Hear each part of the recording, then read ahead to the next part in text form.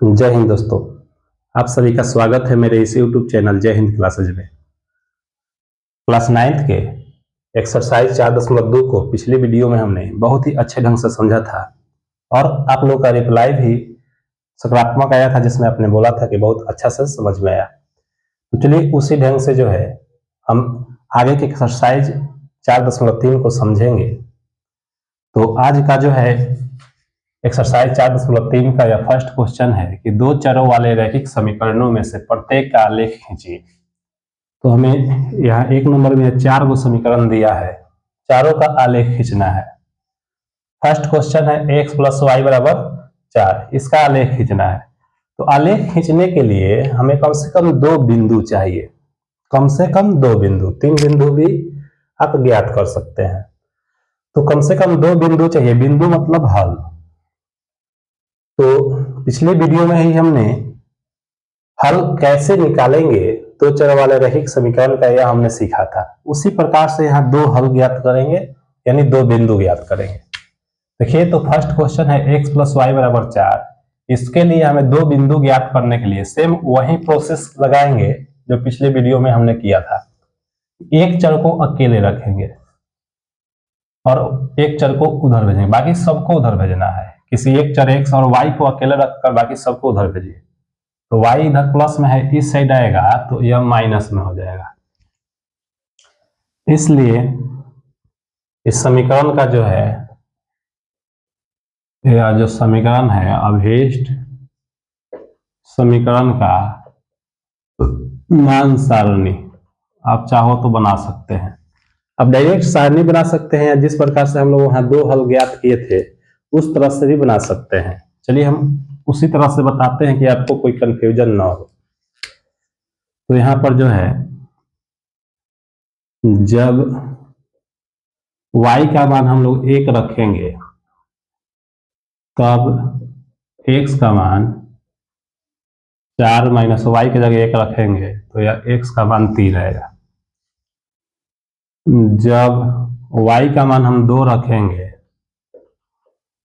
तब x बराबर 4 - y की जगह 2 रखेंगे तो 4 में से 2 गया 2 आया। तो इसलिए इस समीकरण का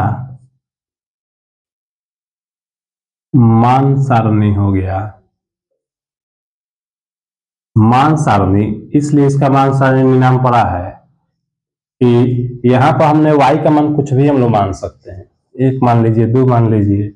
लेकिन यहाँ आलेख खींचने में एक बात ध्यान दिया जाता है कि मान को ऐसा हम लोग मानते हैं कि कोई बड़ा मान ना मिले।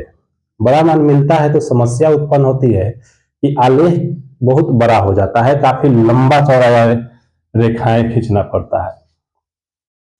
तो इसलिए हम लोग थोड़ा दिमाग लगाकर सोचते हैं कि ऐसा मान रखा जाए कि मान छोटा है, बट्टा में ना आए, दशमलव में ना आए, तो सिंपल से आलेख बनता है।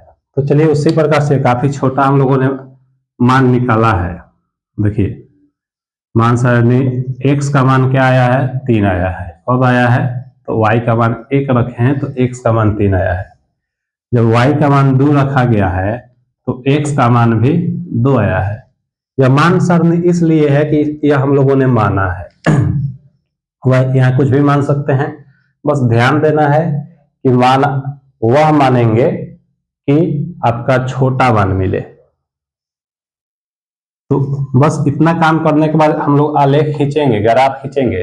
ग्राफ के लिए आपको पता है, 8 क्लास में ही आपने पढ़ा है कि ग्राफ के लिए एक x अक्ष होता है और एक y अक्ष होता है, और दोनों का कटान बिंदु मूल बिंदु कहलाता है। और इस मूल बिंदु के दाएं तरफ x हमारा धनात्मक होता है और बाएं तरफ जो है x ऋणात्मक होता है। मूल बिंदु के ऊपर y अक्ष होता है जो धनात्मक होता है और नीचे ऋणात्मक होता है। तो यहाँ देखिए, यहाँ से देखकर हम बिंदु को यहाँ इंडिकेट कर सकते हैं।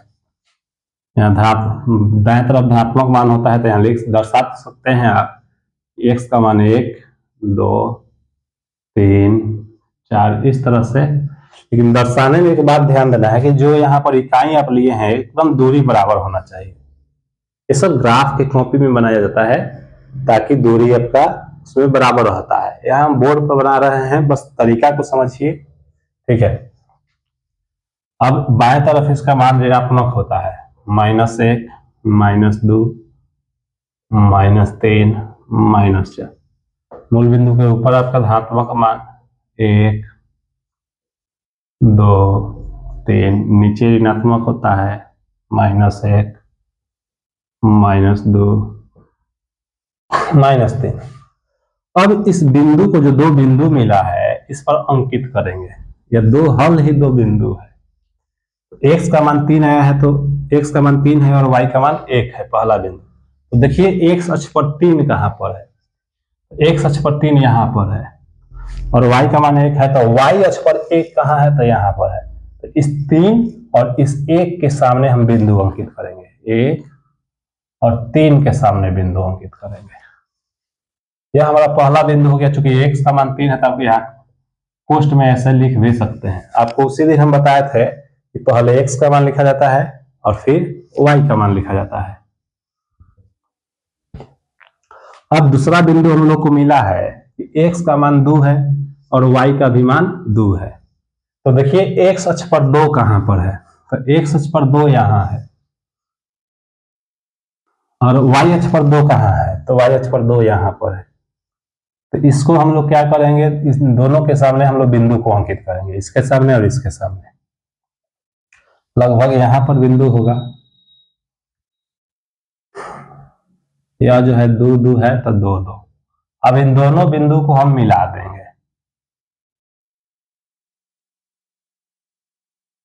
दोनों बिंदु को इस तरह से मिला देंगे। इसको और आगे बढ़ाएंगे तो यहाँ y अक्ष को भी यह काटेगा कहीं ना कहीं। देखिए y अक्ष को यह 4, 5 के सामने ग्राफ में खींचेंगे तो यहाँ 4 या 5 के सामने कहीं काटेगा या 4, 5 के बीच में काटेगा। तो इस प्रकार से जो है यह एक रेखा हम लोग खींच लिए। ऐसी रेखा को जो है, चूंकि ध्यान देंगे कि दो चर वाला समीकरण, इससे एक और चीज का पता चलता है कि दो चर वाला समीकरण का आलेख कैसा होता है, एक प्रश्न आ जाए तो दो चर वाला रेखा का आलेख एक सरल रेखा होता है, देख सकते हैं। अब इसलिए दो चर वाला समीकरण को हम लोग रेखा भी कहते हैं। ध्यान देना है, समीकरण को समीकरण न कह करके आप रेखा भी कह सकते हैं। क्यों? क्योंकि दो चर वाले समीकरण का आलेख हमेशा एक रेखा प्राप्त होता है। तो इस प्रकार से हमने इस फर्स्ट क्वेश्चन का आलेख खींच लिया। इसी प्रकार यह सेकेंड क्वेश्चन है, इसका आलेख खींचने के लिए क्या करेंगे, सिंपल है, वीडियो को पुश करके आप इसको उतार सकते हैं।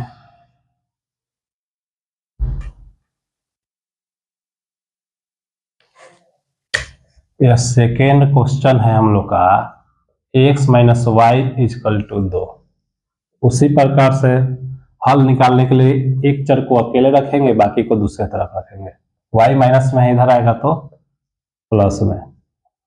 जब यहाँ y का मान 1 रखें तब x का मान, अब सिंपल है, आप डायरेक्ट भी लिख सकते हैं। जब यहाँ 1 रखेंगे तो 1, 2 क्या होगा, यहाँ डायरेक्ट 3 लिख सकते हैं।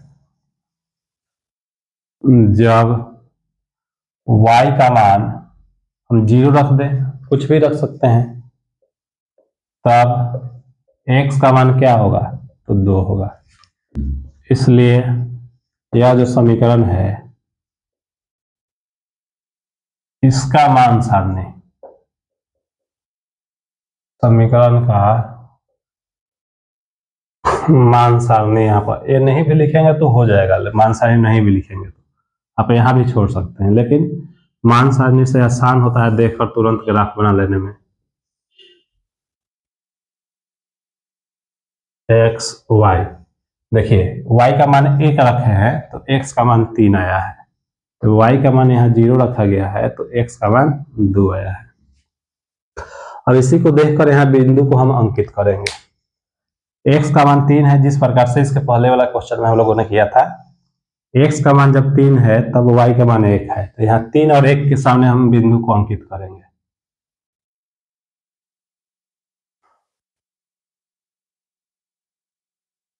देखिए x का मान 3 है तो y का मान 1 है, x का मान 3 यहाँ पर है और y का मान 1 यहाँ पर है। इन दोनों के सामने हम बिंदु को अंकित करेंगे।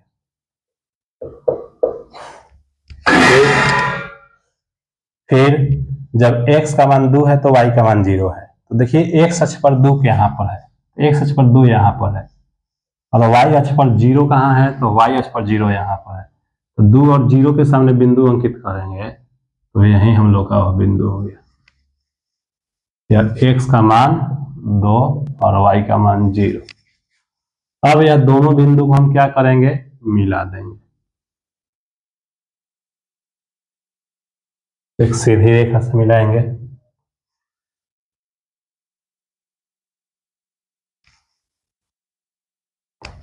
सिंपल है। देखिए यहां भी आप देख सकते हैं कि यह दो चर वाला समीकरण का हमने आलेख खींचा तो एक क्या मिला, रेखा मिला। दो चर वाला समीकरण का आलेख एक रेखा होता है, इसीलिए दो चर वाले समीकरण को हम समीकरण न कह करके रेखा भी कह सकते हैं। इसी प्रकार यह थर्ड क्वेश्चन है, यह तो बहुत ही आसान है। यह थर्ड क्वेश्चन को यहां हम समझा देते हैं आपको कि y बराबर 3x है। तो यहाँ तो जो हम एक चर को यहाँ अकेले रखते थे, यहाँ पहले से ही अकेले है, अकेले करने की जरूरत नहीं है। डायरेक्ट यहाँ जब हम लिखेंगे कि जब x का मान 1 रखेंगे तब y का मान, यहाँ 1 रखेंगे तो 1 में 3 से गुना करेंगे तो 3 होगा। जब x का मान 2 रखिए या 0 रखिए, 0 रखेंगे छोटा मान मिलेगा, तब y का मान, जब यहाँ x का मान 0 रखेंगे तो 0 में 3 से गुना होगा तो 0 हो जाएगा। यह दो बिंदु मिल गया। चाहे तो यहाँ पर हम इसका मान सारणी में दर्शा देंगे, सारणी बना करके, और इन दोनों बिंदुओं को इसमें अंकित करके और आलेख को हम खींच लेंगे। बहुत ही सिंपल है। इसी प्रकार यह 4 नंबर भी क्वेश्चन है। यहाँ भी हम क्या करेंगे कि एक चर को अकेले रखेंगे, बाकी को एक तरफ रखेंगे। तो y को हम अकेले रखते हैं और 2x को इस साइड लाएंगे तो 2x प्लस में है, इस साइड आएगा तो माइनस में। अब यहाँ पर इसी प्रकार से जैसे हम लोग यहाँ पर यह बनाए हैं उसी प्रकार से बनाएंगे। x का मान 1 रखेंगे तो y का मान कुछ आएगा, x का मान 0 रखिए, 2 रखिए, कुछ भी रखेंगे तो फिर y का मान कुछ आएगा। इस प्रकार से दो बिंदु मिलेगा और आलेख में उन दोनों बिंदुओं को दर्शा करके और एक रेखा खींच लेंगे, वहीं आलेख हो जाएगा। तो यह दो क्वेश्चन को हम आपके लिए छोड़ते हैं, समझा भी दिए, और अपना से बनाइएगा तो आपका कॉन्फिडेंस बढ़ेगा। तो इसलिए जो है इन दोनों क्वेश्चन को खुद से बनाने का प्रयास कीजिए। नहीं बनेगा तो कमेंट बॉक्स में लिखिएगा, मैं इसको अगले वीडियो में बता दूंगा। चलिए तो इसके आगे का क्वेश्चन हम लोग देखते हैं। एक और बात समझ लेने लायक है, बहुत ही इंपॉर्टेंट चीज है इस 2 नंबर को समझने के लिए। देखिए यही जो आलेख हमने खींचा है तो एक रेखा मिला है, तो इस रेखा पर जितना बिंदु है बहुत सा अनंत बिंदु है। जो एक रेखा होता है अनंत बिंदुओं का समूह होता है, तो अनंत बिंदु है यानी अनंत हल है। यानी दो चर वाला रेखा का समीकरण का हल अनंत होता है, पिछले वीडियो में भी हम आपको बताए थे। और यहाँ भी देख सकते हैं कि यहाँ अनंत बिंदु इस रेखा पर है, यानी इसका अनंत हल होगा। और सभी हल हुआ, इसका मतलब है कि सभी हल इसको क्या करेगा, संतुष्ट करेगा। कि जिस समीकरण का यह रेखा है उस समीकरण को ये सारा हल संतुष्ट करेगा। चलिए इसके आगे का क्वेश्चन हम लोग देखते हैं।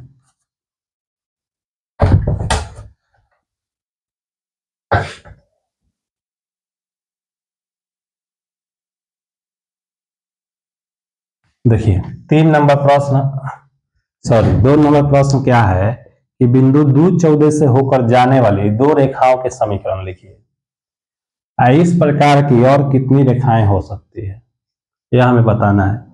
तो हमें दो रेखाओं के समीकरण लिखना है। क्वेश्चन को पहले समझेंगे। मान लीजिए कि यहाँ एक y अक्ष है या x अक्ष है, और मान लीजिए कि x अक्ष पर इधर 2 है कहीं, और इधर y अक्ष पर कहीं यह 14 है। मान लीजिए 1, 2, 3 इस तरह से x का मान यहाँ 2 दिया है, y का मान 14। तो 2, 14 या 2 और 14 से हो करके 2 के सामने एक बिंदु को अंकित करेंगे, 14 के सामने, तो यहाँ पर है।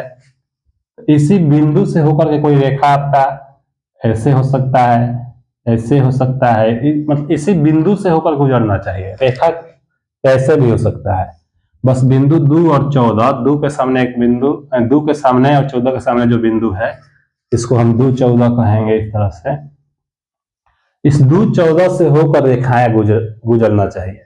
और रेखा ऐसे ऐसे ऐसे किस अनंत रेखाएं इस बिंदु से गुजर सकती है। तो मान लेते हैं कि यही रेखा है, तो हमें बताना है कि इस बिंदु से होकर जाने वाली रेखा का हमें कितना समीकरण लिखना है, तो 2 समीकरण लिखना है। इस बिंदु से होकर जाने वाली रेखा का 2 समीकरण लिखना है। आप यह समझ गए कि इससे अनंत रेखाएं बन सकता है, इस बिंदु से अनंत रेखाएं जा सकता है। उस अनंत रेखाओं में 2 रेखाओं का हमें समीकरण लिखना है यहाँ पर। तो समीकरण लिखने का मतलब कि उन समीकरणों को यह बिंदु संतुष्ट करे।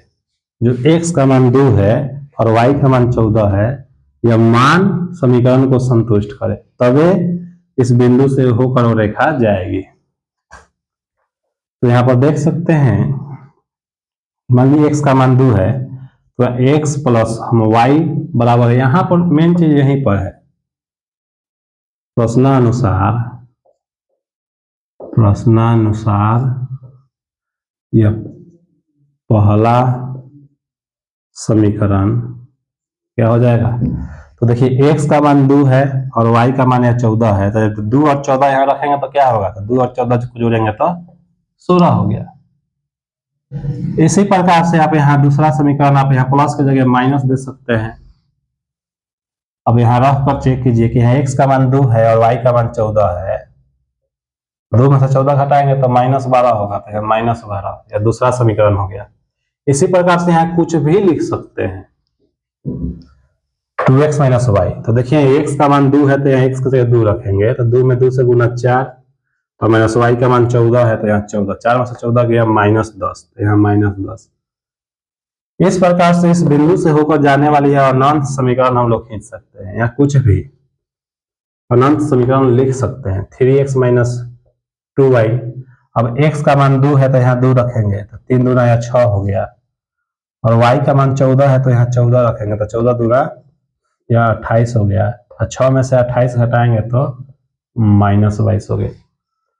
इस प्रकार से एक और समीकरण हमने लिख दिया। तो इस प्रकार से अनंत समीकरण हम लोग किसी एक बिंदु से होकर जाने वाली रेखाओं का अनंत समीकरण हम लोग लिख सकते हैं।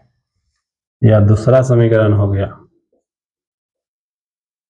अब प्रश्न हमारा क्या कर रहा था कि 2 रेखाओं का समीकरण लिखिए, यह 2 रेखाओं का यह समीकरण हो गया, यह लिखने की जरूरत नहीं है, ये तो एक्स्ट्रा है। फिर इसके बाद एक्स्ट्रा हमने आपको यह समझाया है ताकि यह और क्लियर हो जाए आपको। और एक चीज इस प्रश्न में पूछ रहा है कि इस प्रकार की और कितनी रेखाएं हो सकती है, तो इस प्रकार की अनंत रेखाएं हो सकती है। और क्यों हो सकती है, तो क्योंकि एक बिंदु से होकर अनंत रेखाएं गुजरती है। यहाँ पर एक बिंदु से यहाँ देख सकते हैं कि एक बिंदु से होकर अनंत रेखाएं गुजरती है। बहुत सिंपल है। तो चलिए इसके बाद वाला हमने क्वेश्चन देखते हैं हम लोग, 3 नंबर क्वेश्चन।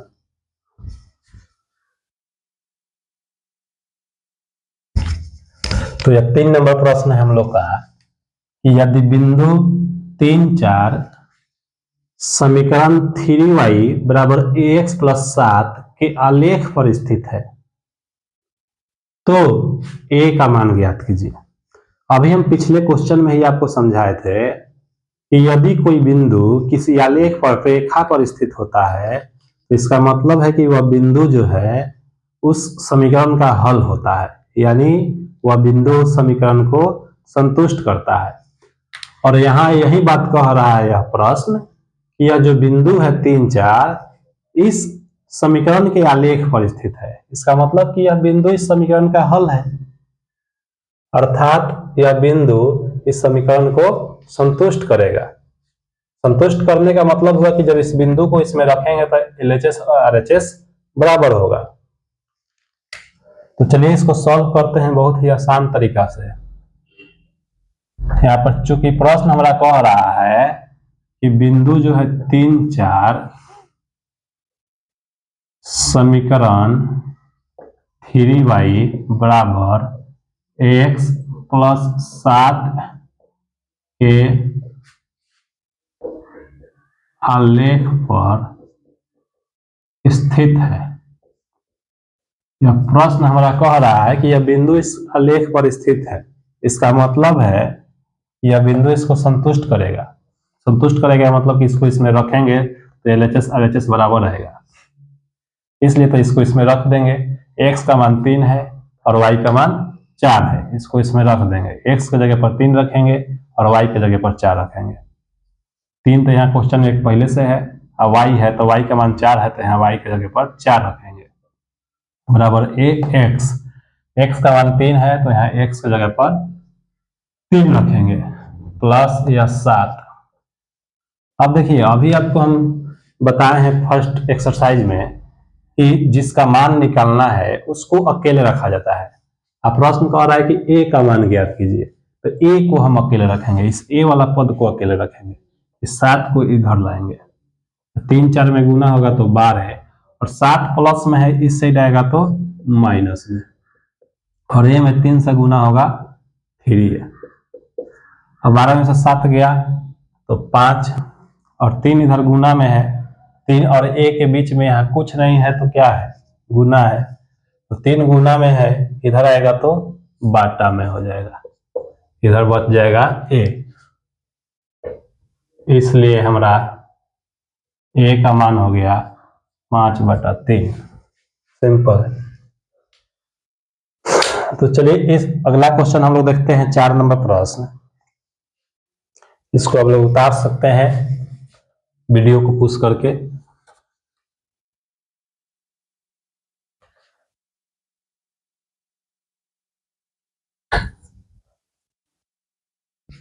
चार नंबर प्रश्न को बहुत ध्यान से समझे, बहुत इंपॉर्टेंट क्वेश्चन है। कह रहा है कि एक नगर टैक्सी का किराया निम्नलिखित है और किराया क्या है, तो पहले किलोमीटर का किराया 8 रुपया है। देखिए क्या जो प्रश्न में जो दिया है उसको आप लिख सकते हैं इसके हल में। हम लोग का दिया है कि पहले किलोमीटर का किराया 8 रुपया और उसके बाद की दूरी के लिए प्रति किलोमीटर किराया 5 रुपया है। उसके बाद यानी पहले किलोमीटर के बाद की पहले किलोमीटर बाद की दूरी के लिए प्रति किलोमीटर किराया 5 रुपया है। बाद की दूरी के लिए प्रति किलोमीटर किराया यह 5 रुपया है। यदि तय की गई कुल दूरी जो है x किलोमीटर हो, हम लोग का दिया है कि तय की गई कुल दूरी इक्वल टू x किलोमीटर तथा कुल किराया y रुपया हो। कुल किराया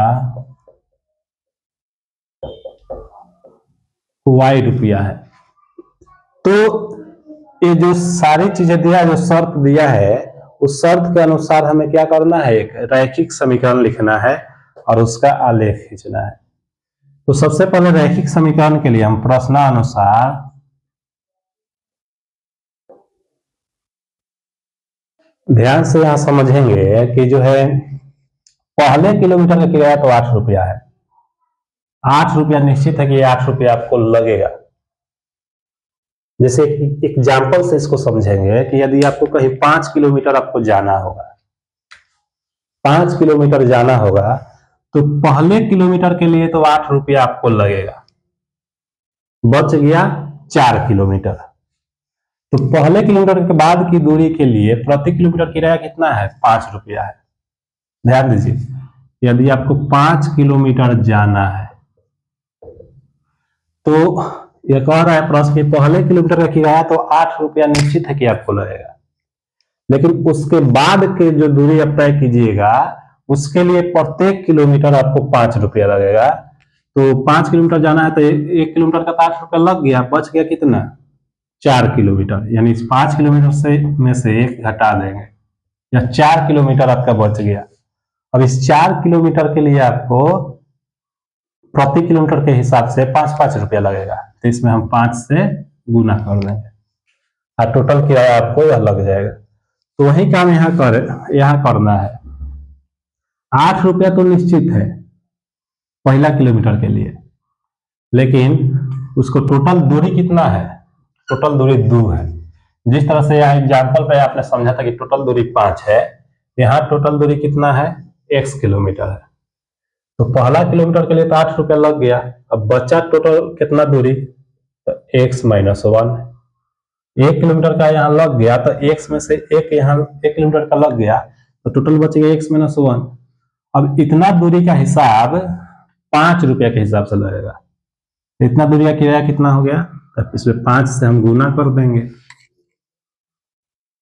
और ये जो टोटल जो किराया निकल कर आएगा वह कुल किराया कितना हो गया, तो y रुपया हो गया इक्वल टू y। अब इसी को हम सॉल्व करेंगे तो हम लोग का यह रैखिक समीकरण निकल जाएगा, जो कह रहा है रैखिक समीकरण ज्ञात करने के लिए, तो ये रैखिक समीकरण ज्ञात हो जाएगा। चलिए तो इसको सॉल्व करते हैं इधर। अब यह 8 है, 5 में x से गुना होगा तो 5x, प्लस 5 में -1 से गुना होगा तो प्लस माइनस, और 5 में 1 से गुना होगा तो 5 इक्वल टू y है, तो यहाँ y देंगे। अब देखिए इसको क्रिया करेंगे, 5x को हम ऐसे लिख देंगे 5x, और 8 यहाँ प्लस में है और 5 यहाँ माइनस में है, चिन्ह अलग अलग है तो घटाते हैं, तो 8 में से 5 गया 3 हो गया और इक्वल टू y। अब क्या कर सकते हैं आपकी 5x या y प्लस में है इस साइड आएगा तो माइनस में, और यह प्लस 3 है, और y इस साइड आ गया तो इस साइड क्या बचा, कुछ नहीं तो 0 बचा। तो यह हमारा रैखिक समीकरण निकल गया। रैखिक समीकरण हमने इसका निकाल लिया। अब प्रश्न कह रहा है कि और उसका आलेख खींचिए। तो आलेख खींचने के लिए अभी हमने आपको सिखा दिया है कि आलेख हम लोग कैसे खींचेंगे। तो आलेख खींचने के लिए वही काम हम लोग करेंगे। क्या करेंगे, आलेख के लिए हम लोग क्या करेंगे, तो आलेख के लिए अभी बताया है कि एक चर को अकेले रखेंगे और बाकी को एक तरफ करेंगे। तो यहाँ 5x प्लस 3 है, y माइनस में है उस साइड गया तो प्लस में, एक चर हमारा इधर अकेले हो गया, अब बाकी यह एक तरफ है। अब आप चाहें तो इस y को हम इधर कर देते हैं, अब 5x प्लस 3 को उधर लिख दीजिए। अब यहां से हम क्या करेंगे कि वही 2 बिंदु ज्ञात करेंगे। 2 बिंदु ज्ञात करने के लिए यहाँ पर जब x का मान हम 1 रखें, और चूंकि हमें छोटा मान निकालना है, x का मान अगर 1 रखेंगे तो 1 में 5 से गुना 5, 5 पे 3 जोड़ेंगे 8, तो y का मान 8 हो जाएगा, जो थोड़ा सा बड़ा हो गया। हमें और छोटा करने के लिए हम x का मान यहाँ 0 रख सकते हैं, तब y का मान क्या हो जाएगा, जब x का मान 0 रखेंगे तो 0 में 5 से गुना 0, 0 में किसी भी चीज के साथ गुना होता है तो 0 होता है, तो 0 में 5 से गुना या 0 हो गया, और 0 में 3 जोड़ेंगे तो 3 हो जाएगा। और जब x का मान यहाँ और -1 रख देते हैं, जब x का मान -1 रखेंगे तब y का मान क्या होगा, तो आप यहाँ रख कर चेक कर सकते हैं कि x का मान जब -1 रखेंगे तो 5 में -1 से गुना -5, अब -5 में यह 3 जोड़ेंगे तो यह -2 हो गया, क्योंकि चिन्ह अलग अलग है, यह -5 और 3 प्लस में है, चिन्ह अलग अलग है तो घट जाता है, तो -5 और +3 का क्रिया करेंगे तो -2 हो गया। तो यहाँ दूसरा बिंदु हमारा निकल गया, x का मान -1 और y का मान -2, यह दूसरा बिंदु निकल गया। और पहला बिंदु x का मान 0 और y का मान 3 है। अब इन दोनों बिंदु को हम आलेख में अंकित करेंगे और उन दोनों बिंदुओं को मिला देंगे तो यह हमारा आलेख खींचा जाएगा, जिस प्रकार से पिछला क्वेश्चन में हमने आपको बताया है। तो चलिए इसके आगे आलेख खींचने का काम जो है आपको होमवर्क में देते हैं हम, इसको पूरा कीजिएगा। नहीं बनता है तो फिर कमेंट बॉक्स में लिखिएगा, मैं इसको आलेख खींचकर आपको अगले वीडियो में दिखा दूंगा। और चूंकि क्लास लंबा ना हो इसके लिए मैं इसके बाद का क्वेश्चन जो है अगले क्लास में आपको बताऊंगा। अगर यह वीडियो आपको अच्छा लगता है तो इसको लाइक शेयर सब्सक्राइब जरूर कीजिए, ताकि इसी तरह का वीडियो आपको आगे भी मिलता रहे। जय हिंद, जय भारत।